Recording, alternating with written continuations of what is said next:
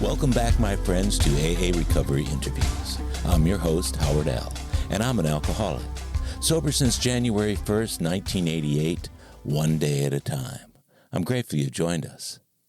AA Recovery Interviews is the podcast where Alcoholics Anonymous members from around the world share their extraordinary stories of experience, strength, and hope. If you've enjoyed the interviews on this podcast series, will you do a little service work by spreading the word about this rich and meaningful listening experience? This show is yet another helping hand of AA we can all extend to alcoholics everywhere. My guest on today's show is Patrick O., who was raised in a politically powerful family in a major East Coast city. His privileged upbringing in the public eye was belied by his alcoholic father's physically abusive and destructive behavior behind closed doors. That sacrosanct family secret tormented Patrick and his siblings as they were forced to put on the mask of a perfectly happy family to the outside world. Seeking relief from the terror and madness, Patrick started drinking as an adolescent.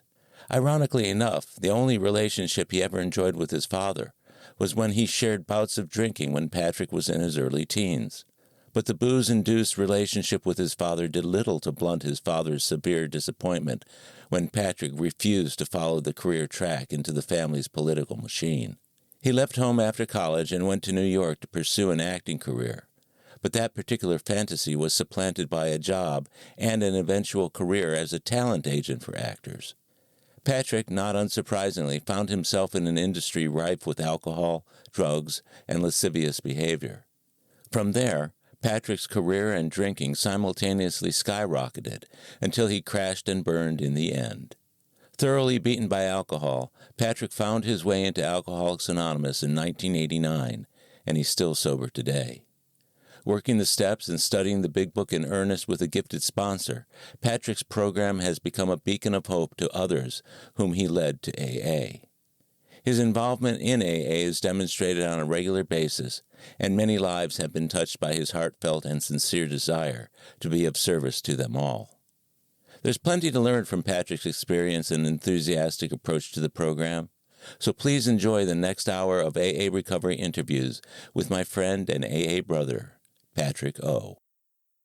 I'm Patrick, and I'm an alcoholic. I really appreciate you doing the podcast with me today. You and I have been going to the same meeting by Zoom over in London, and I've met some of my favorite people from the United States out of the London meeting. That's a Zoom meeting these days, but have you actually been to that meeting live, and can you tell me a little about what that meeting was like? I can tell you quite a bit about it. That meeting had a warm seat for me since about 1993. I had moved operations professionally to London in the work I was doing, and I just immediately began to look for a London sponsor. You know, it's very important to have a sponsor as quickly as possible. Sure. And I became a citizen of London AA. I went to a number of meetings that you and I would be familiar with, including the one we're talking about. That meeting has its place in the fellowship. It's a big social meeting. Yeah. Every meeting has its place. Meetings need to be enjoyable on top of everything else for people to want to come back. Exactly. If it's just cut and dry, AA, read the book, go over the steps without any kind of further interaction of fellowship between the people, it can get pretty dull pretty quick. Yeah. The greatest value I think that I have to offer these days at 35 years is not to go through the newcomer's bag of tricks, but to tell you that, hey, I'm on the other end of this process and I am loving my life. Yeah, I get that. Your sobriety date is January 9th, 1989. Okay, so you're coming up on your 35th birthday. I am. A little after I get my 36-year chip. That's amazing. Now, did you come from an alcoholic family growing up? Yes, our father was an alcoholic. Our mother was kind of driven mad, classic ACOA or victim or Al-Anon victim. And there was a connection in our family I found that I realized around 8 or 9 years old, maybe even younger, that there was a connection between violence and this other word, love.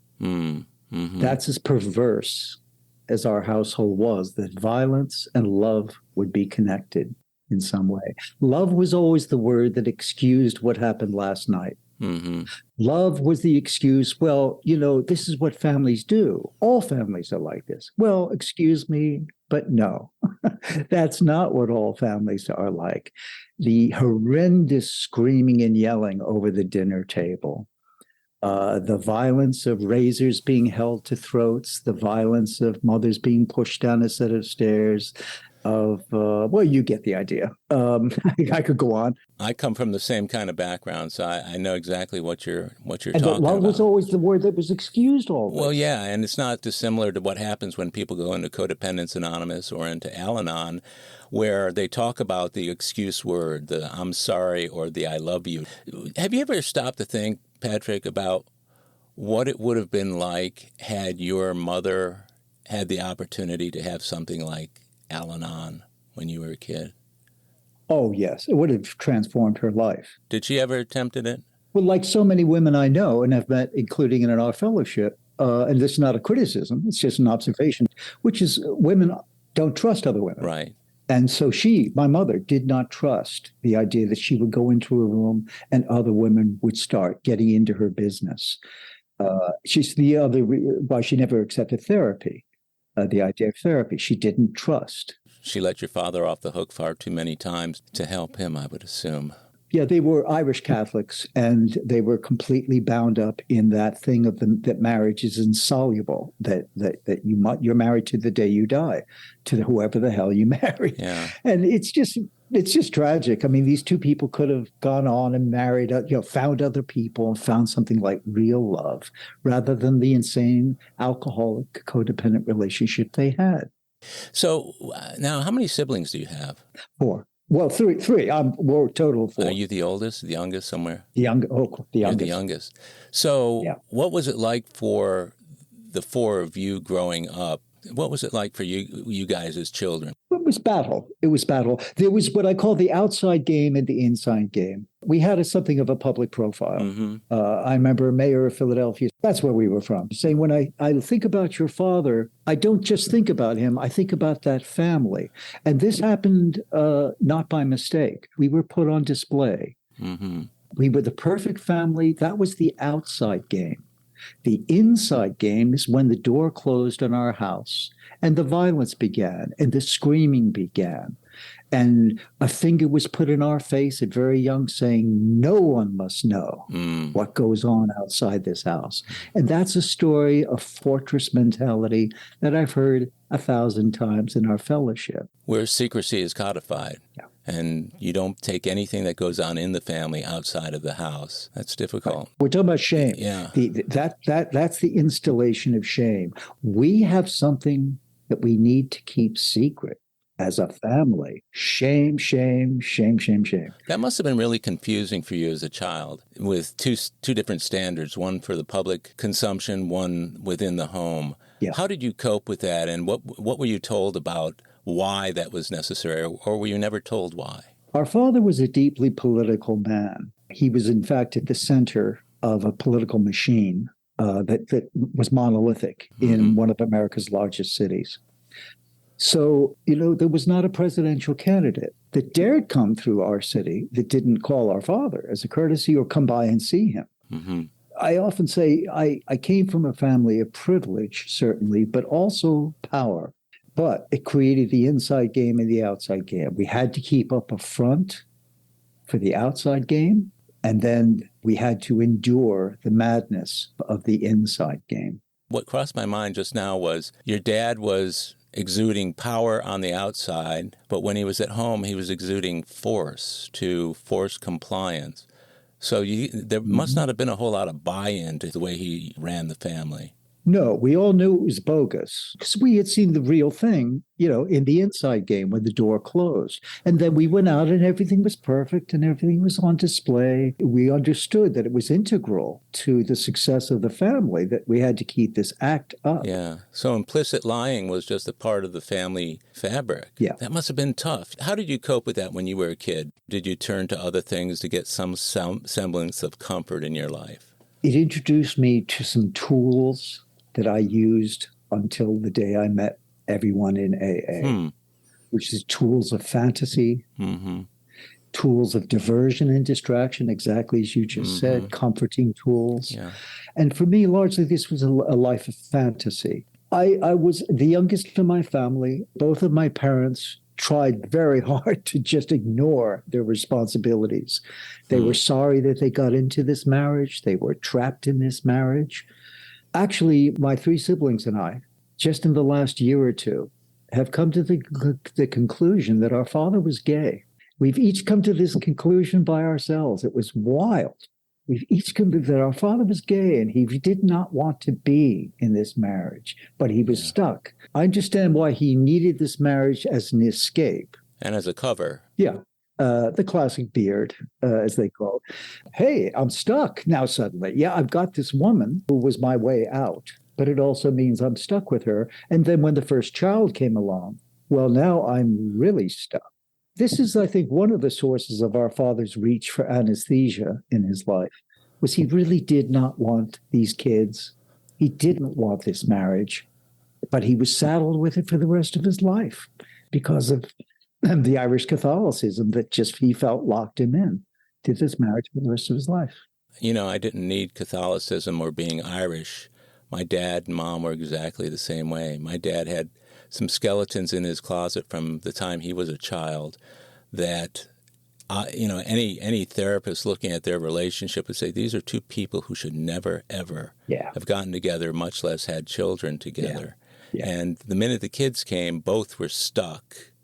And because of the old-fashioned mores and values about marriage, they stuck together until they both, passed away a number of years ago. And so I know exactly what you're talking about. I recognized relatively quickly in early recovery that the reason I needed anesthesia in my life, or used what other people use for fun, and they can put it down naturally, but I used it for anesthesia, was not that life was so difficult. I couldn't stand life. It's that I could not stand myself. I needed anesthesia to be me, or to be what I had created of myself. And in that context, I can certainly understand my father's angst, and his need for anesthesia. It was really clear among the four children that these two people were nuts. And this was not a normal life. We did that thing that kids do, which is you go over to dinner at other people's homes. Yeah. And suddenly you realize, oh my God, this is peaceful at this table. They're asking questions, they're giving answers, and the answers are being listened to. And they're not, it's not, et cetera, et cetera, et cetera. This amazement, watching the mother and father of my friends kiss each other and actually look like they're enjoying that they're together. This was, talk about a whole new world. Yeah. And of course, then I go back to my place and just, it's just, grand genial theater of, just nothing but goblins and ghosts. I get that. Now, when you look at the way your siblings were treated, in my family there were four of us, and by the time they got to me as the third born, my dad and mom had already taken out on my older siblings an awful lot, and so by the time they got to me, I think that there was some, they were running out of gas in that way, and so my brother and sister got it much worse than I did, and then I got it bad enough that it was worse than my younger sister. What was it like for you with your siblings? The horror, the guilt of watching my eldest brother in particular get beaten on a weekly basis, belt buckles flying through the air, flesh, of flesh and blood being scattered around, the yelling and the screaming or the slapping my mother. So we're watching this, and understanding that I was getting away with a lot. I mean, as the youngest, of course, the youngest always has the easiest. You're off the radar, so to speak. Off the radar, but you're watching. You're off the radar, but you're watching the radar screen, and it's a horror show. And I never felt to blame. I understand that often kids do that, but that was not. I don't identify with that in particular in this case. There was a solidarity among the four children. We understood that these people were crazy, and that all of us were just looking at our watches, including me, from about 8, 9 years old. 9 years old, for some reason, I identify as the crystallizing moment where my eyes and ears open. I understood what was going on around me.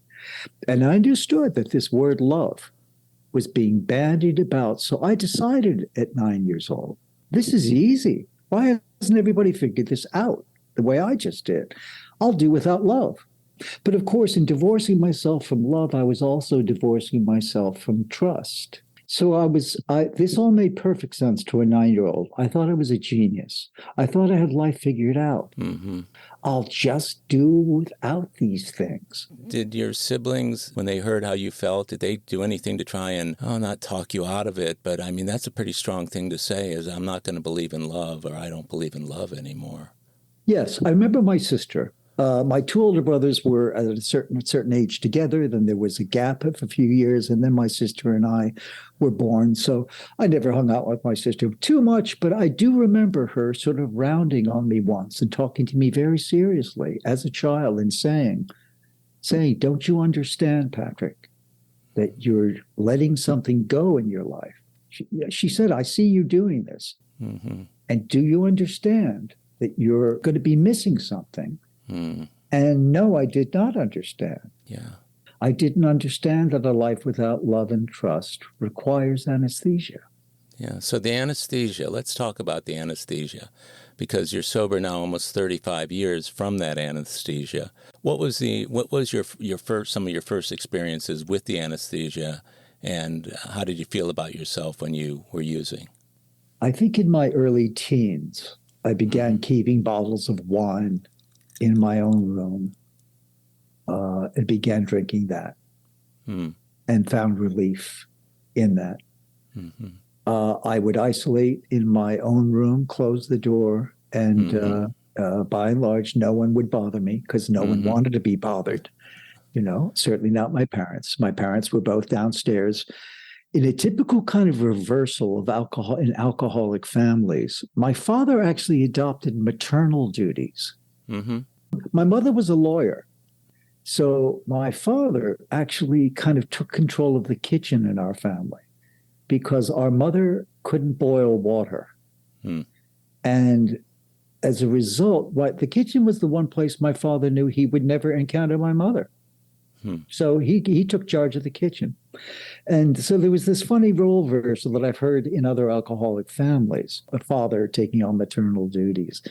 Things just not making sense. So I knew all of that was going on in the household beyond my closed door, and I wanted nothing to do with it. So I was very happy to close my door and drink some wine, smoke some pot, and drift off into a world that I preferred to the world that was really in front of me.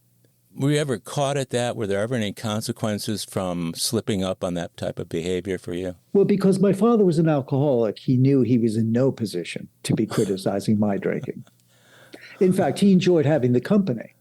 Really? But it was one of his most selfish things he did. He was happy to have me in my early teens join him in his drinking. It didn't even occur to me that this was inappropriate. I loved it. I was drinking like a grown-up. I'm talking with my father. I've got him. I've got my father to myself. This is what I want. I want my father to myself. We found this new thing in common, which is drinking. That is a very unusual story. As a way to get close to your father, that must have been quite a relief from everything that was going on. Well, from about 9 years old, I found myself looking at my watch.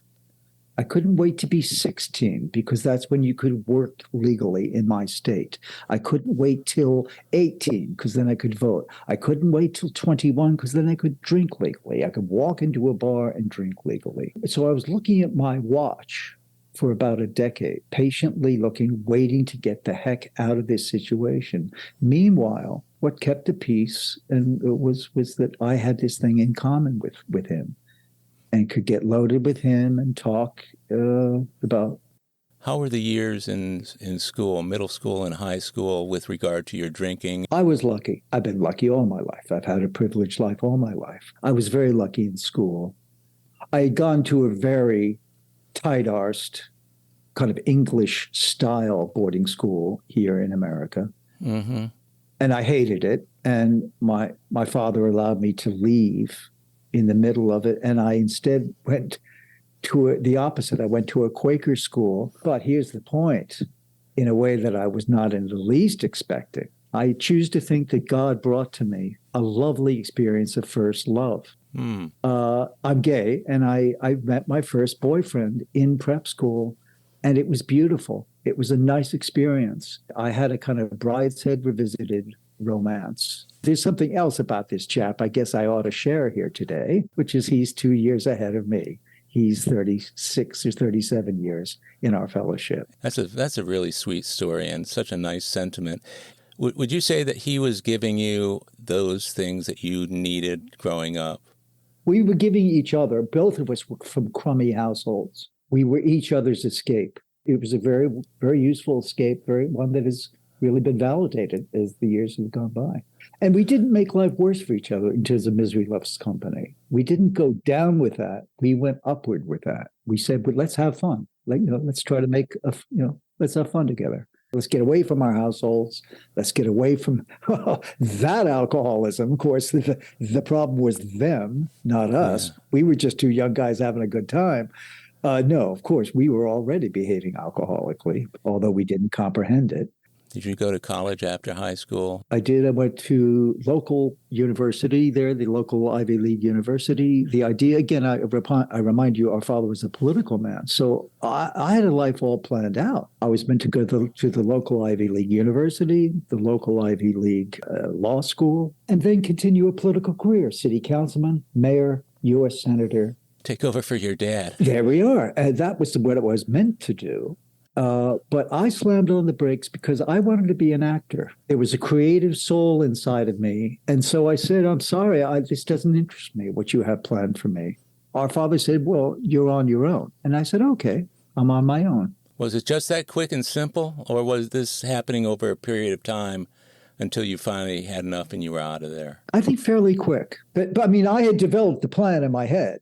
I mean, I was ready. New York was not foreign to me. It was just an hour and a half away. Sure. And so New York life and the subway system, I knew exactly from my first day that I moved myself in 1980, that I moved to New York on my own as an adult, free of my family. I'll never forget the first night in New York.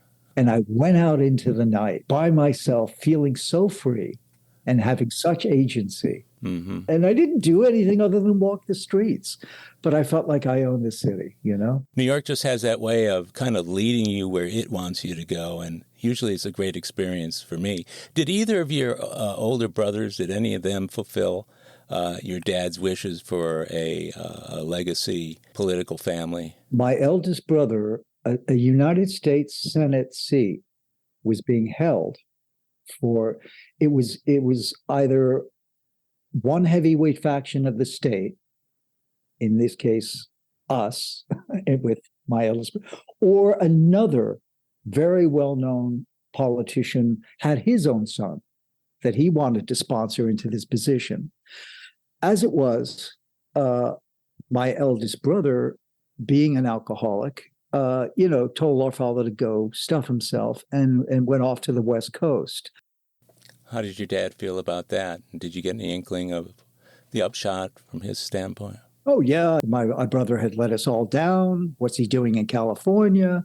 So, but it was just rebellion. Our father understood it was rebellion. And I guess he thought he was just lost to us. And he was lost to us for a long time. He went off to his own anonymous life. We all did.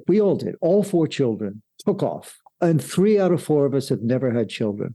And I believe it's because our own family was so awful that we just decided we don't want to reduplicate this. Stop it in its tracks. I get that. So you get to New York in 1980. What was your drinking like at this point when you first got to New York, and how did it ramp up until maybe even the time you hit the doors of AA? I have 2 words for you. Studio 54. All right. I was there. At least once a week, I was there. My first job in New York, I wanted to get into show business. And so I wanted a show business restaurant. Well, the ultimate show business restaurant in New York, and has been for almost 80 years, was the famous Sardi's on 44th Street. Stumbled and fumbled. Actually, what am I saying? I lied my way into a job at Sardi's. I had never worked in a restaurant before in my life, but thanks to a privileged life, I had dined in some of the best restaurants in the world. I watched waiters operate. I took a job there, waiting tables, which I was delighted to have. I was making a fortune in cash. I was good at this job. I was charming. I took it seriously. I was on top of it, and I enjoyed giving good service, and I was very good. But at the end of the evening, the chef was my best friend there because he had the cocaine. 4 or 5 of us would take off. We would go down into Greenwich Village and to the jazz clubs, and we were restaurant royalty. You couldn't buy a drink.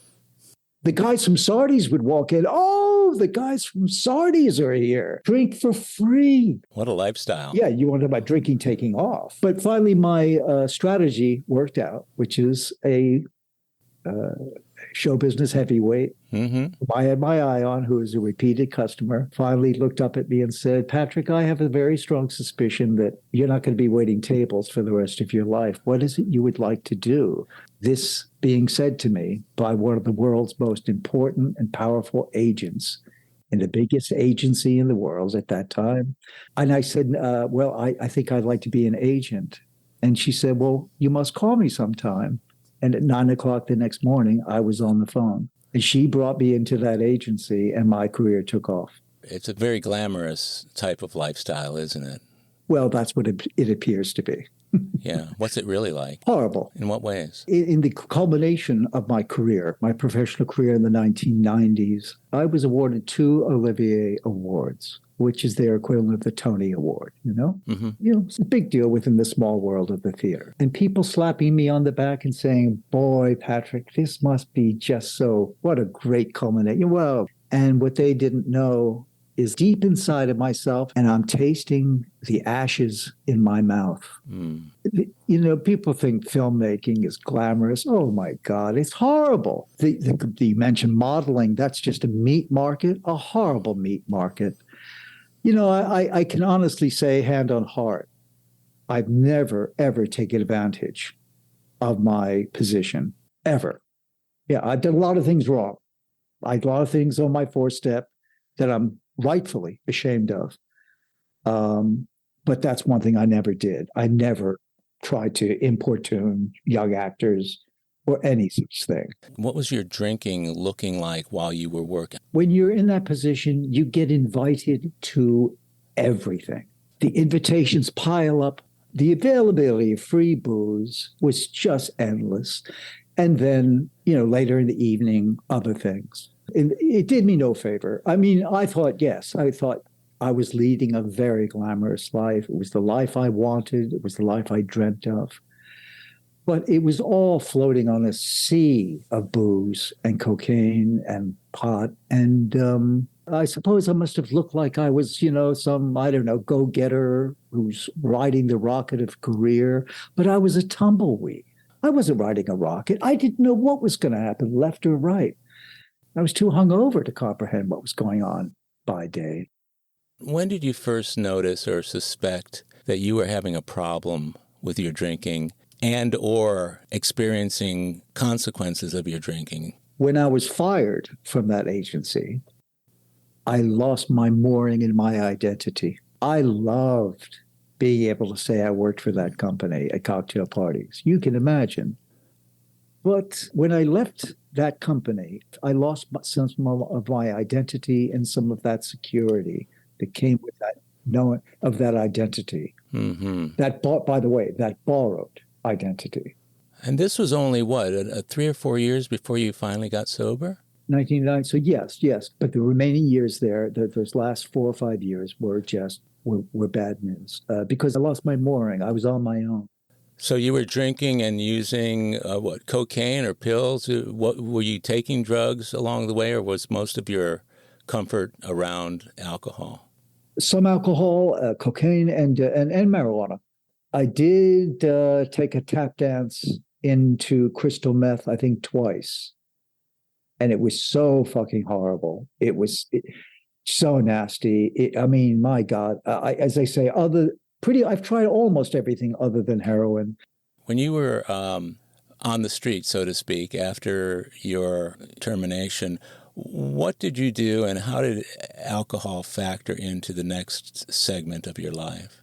This began a very quick progression into worse drinking, but it also began a progression back into a life of fantasy again. Since my life was, things weren't working, I was trying all kinds of things. I was taking jobs that I thought were beneath me. I was doing like restaurant PR, which is the absolute slum bucket of the PR business. Did you ever take any jobs acting? Well, now, my friend, now you're on to something that is one of the sadnesses of my life. I am an actor, but I've been an actor without a play all my life. It's something in me that I smothered. That's the reason I became an actor's agent, was because it was somewhat related to this work, but it felt safer. It was on the other side of the desk. I could wear a suit. I had somebody answering my phone. That felt secure. There was a regular paycheck. And I'd rather be on that side of the desk than on the side of all these poor actors who were continuing to wait tables and so on.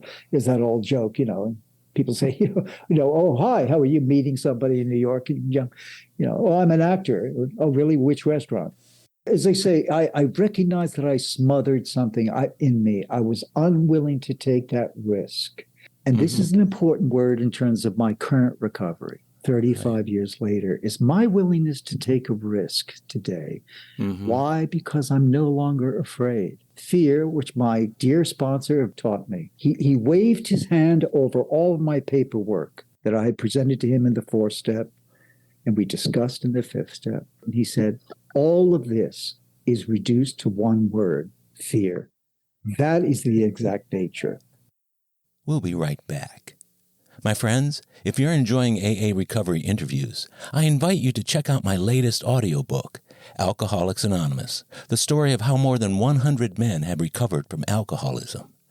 This is the word-for-word, cover-to-cover reading of the first edition of the Big Book, published in 1939. It's a relaxing yet meaningful and engaging way to listen to the Big Book anytime, any place. Have a free listen at Audible, iTunes, or Amazon. While you're there, search for my other audiobook, Lost Stories of the Big Book, 30 original stories from the first and or second editions missing from the third and fourth editions of Alcoholics Anonymous. It's also available from Amazon as a Kindle book or in paperback if you'd like to read along. You're going to love it.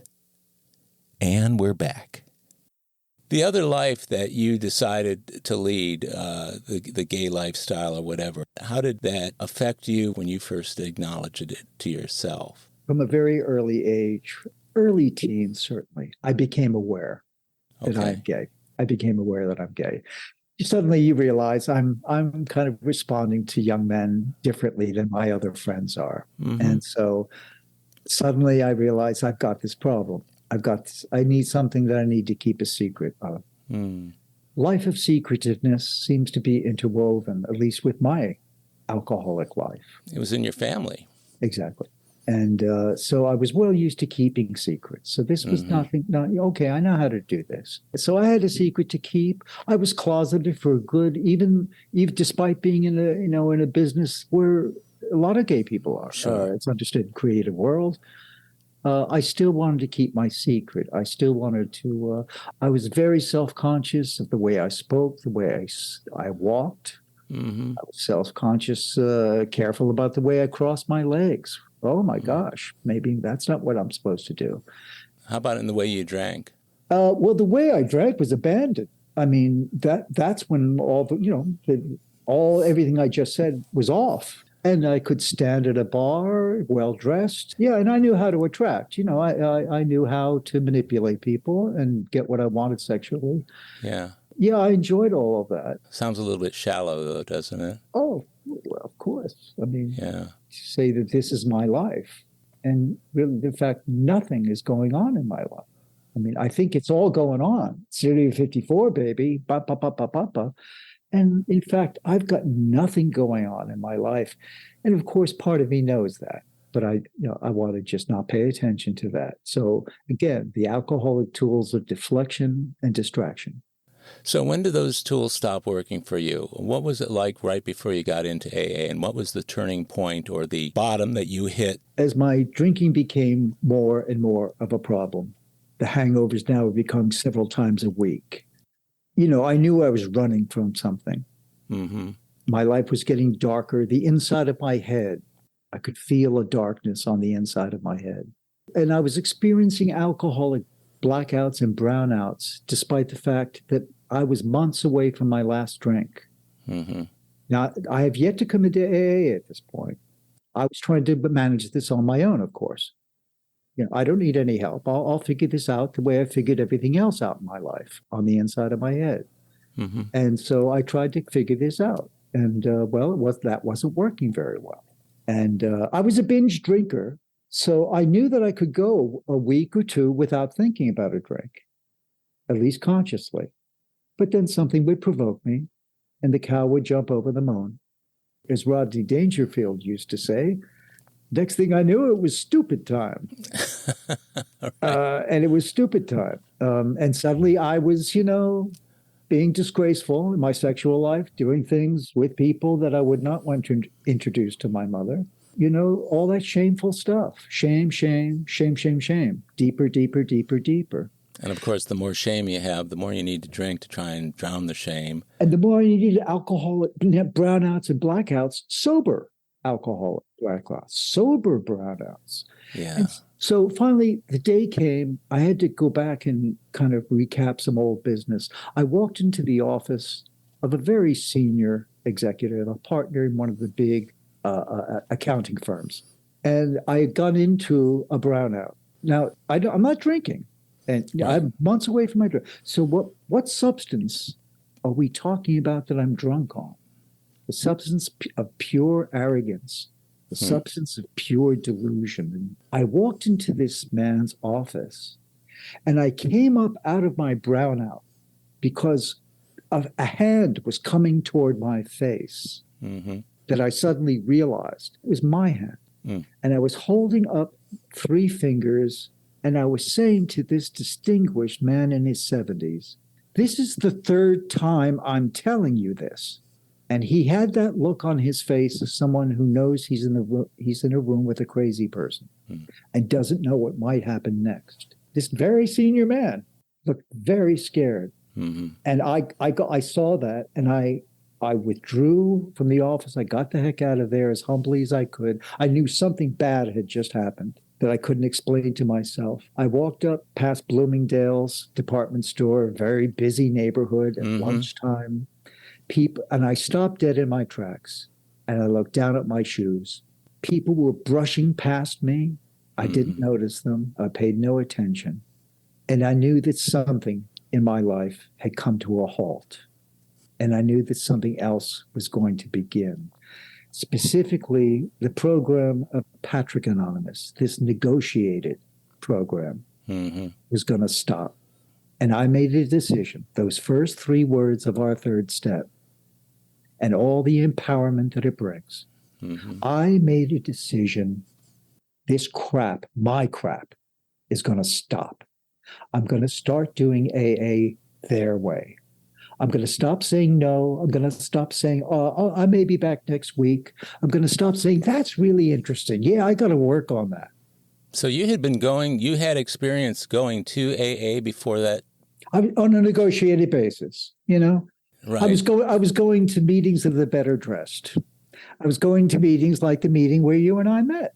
Were you going to learn how to drink like a gentleman? What were you expecting when you went to AA?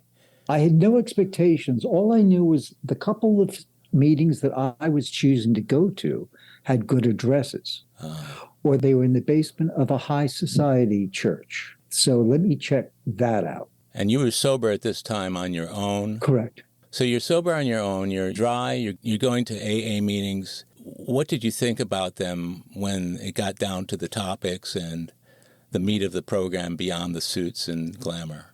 I remember watching a man speaking, a guy of some distinction. And as he was speaking to the AA meeting, he started pacing back and forth rather than standing in place at a lectern. He started pacing, but he said, I want to show you how I paced and paced, asking to be willing to be willing, to just be willing to be willing. And boy, a bell went off in my head because I had been doing that, praying to be willing to be willing. So you had asked your higher power to help you make that decision or to make it for you and then let you realize it? Yes, I think that's fair to say. So you came in on January 9th, 1989. And you'd already been to AA, so you weren't a newcomer. So did they know that you were brand new? Well, I was keeping everybody at an arm's length. That's not unusual. Of course, I did meet people I knew. Yeah. Oh, Patrick. Oh, Patrick, we've been holding a seat for you. One guy said, I hated him for saying it. How dare he? How dare he know my disgrace? How dare he know my shame? Yeah. How dare he know that I needed help from somebody and he couldn't solve a problem on my own? As they say, I wasted wasting time. I was going to what I call meetings of the better dressed. When did you finally knuckle down? And what did that knuckling down look like? I met John clearly, an icon in Upper East Side, New York, recovery. People will still talk about him. There are people, 3 or 4 people in the meeting where you and I met who tell you about this guy and swear by him. I asked him to be my sponsor, and to my astonishment, he said yes. He stunned me. One of the first things he said is, Patrick, we won't be friends here. We'll be friendly, but we won't be friends. Yeah. And that was a discernment that fascinated me. It almost took my breath away. He understood that this is service. This is not just chit-chat time. Yeah. This is about being of service to somebody else. He knew that. I didn't know that, but he knew that.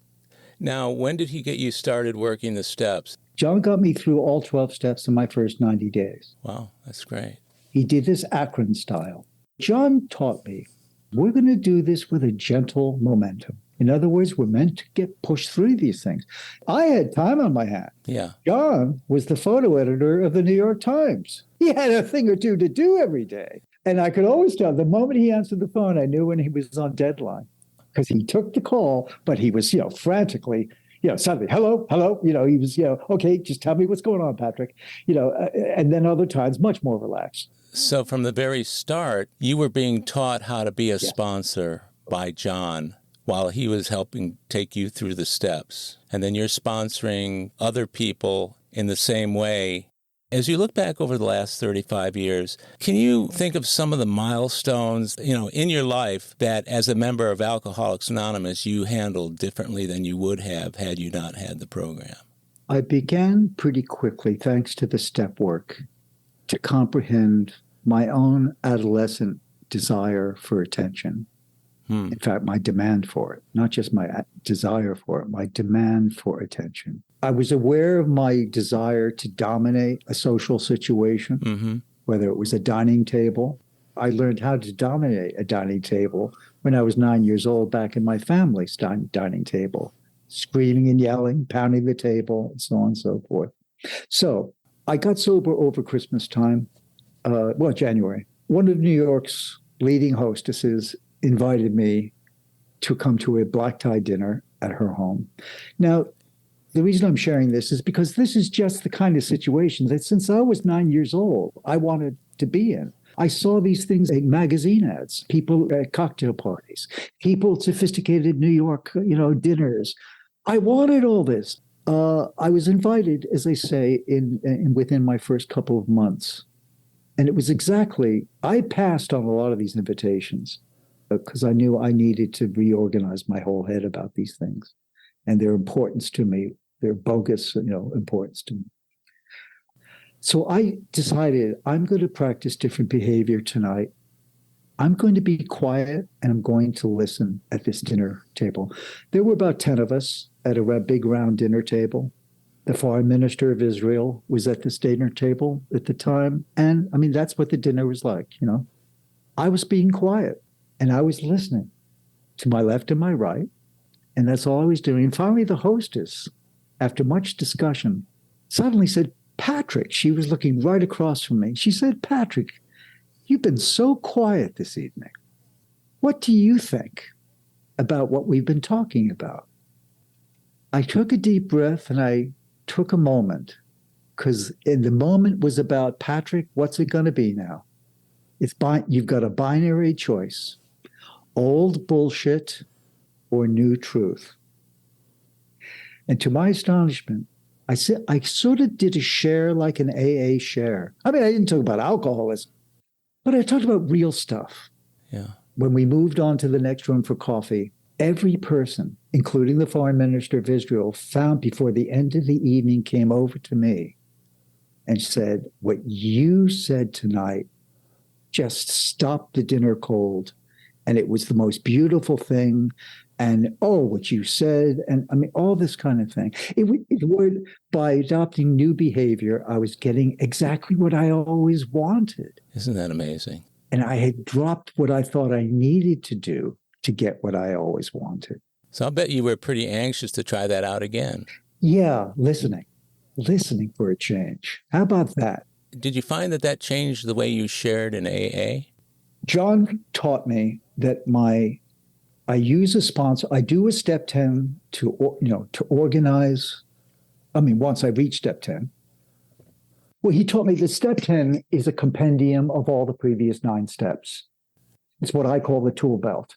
It's a tool belt with loops and snaps and buckles in it, in which I can assemble all these new tools. It helps me organize, as the step 4 did, the first inventory. It helps me to organize my thinking and to see things as they truly are, not as I want them to be. With that, I separate feelings from facts. The 10th step separates feelings from facts. I can see the facts of my life separate from my feelings. I have never been able to do this in my life before. My feelings always overwhelmed the facts of my life. Here, the 10th step separates feelings from facts. And then my feelings I take into the 11th step. Yeah. I go to God and say, I'm hurting. Go ahead, please help, please comfort me. Right. And he does. He comforts me. And he does. And then, of course, with that fearlessness, based on who my higher power tells me I am, and I use that source of information as my only source of information about who I am. I've stopped worrying about what you think about me, and I've stopped listening to the inside of my own head. And I listen to one source only, which is God in the 11th step, who tells me my identity, who tells me my esteem, who tells me my value. And then with all of that package, then I take it into the 12th step. And I take all this loveliness and I put it on the street. That self-realization is a big one. And I love the way that story is just very colorful about the dinner, and everything so emblematic of how we can make a big difference in other people's lives just by being ourselves. Yes. Our quote, ourselves that has been molded and shaped by working good programs. Let me ask you, as we wrap up here, Patrick, what kind of roadblocks or barriers have you run into over the 35 years that were tough for you and might have challenged your overall desire to keep on? It's possible, Howard, that I've had exactly what you're talking about, and I've had both the tools to put the past behind me, combined with just simply time passing that I don't remember. Yeah. My life today is lived in the present, not in the past. Mm-hmm. My behavior today, my instincts and my thinking are no longer dictated by the patterns of the past,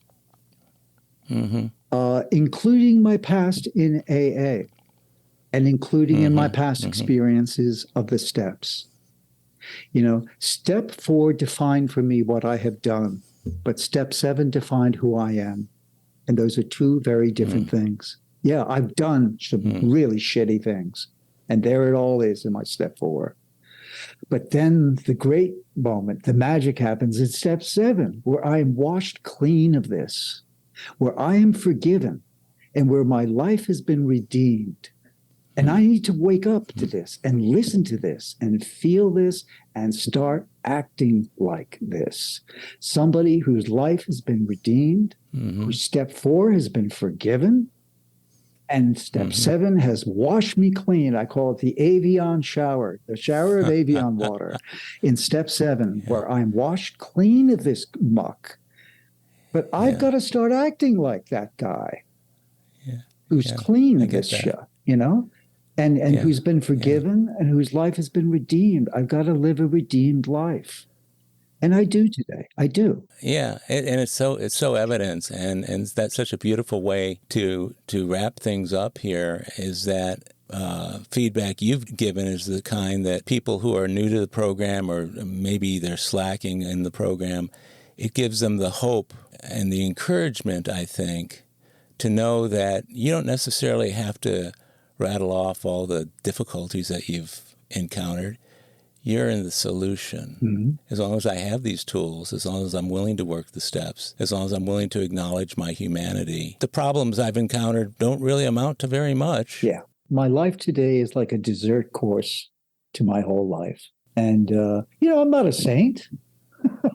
I'm not a saint. A couple of years ago, I popped off at somebody, like a grocery store manager. And there I was that idiot yelling at the top of my lungs, instructing this man on merchandising that, I know nothing about.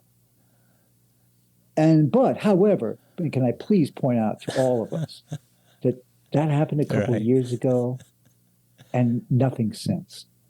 I haven't been that idiot since. And by the way, of course, I went back the next day and cleaned it. Yeah, that's what I was waiting for. Yeah, I figured. Yeah. And because I had popped off in front of a lot of other people when I encountered him, he was standing there with some delivery guys, tough guys, rough guys for rough work. Yeah.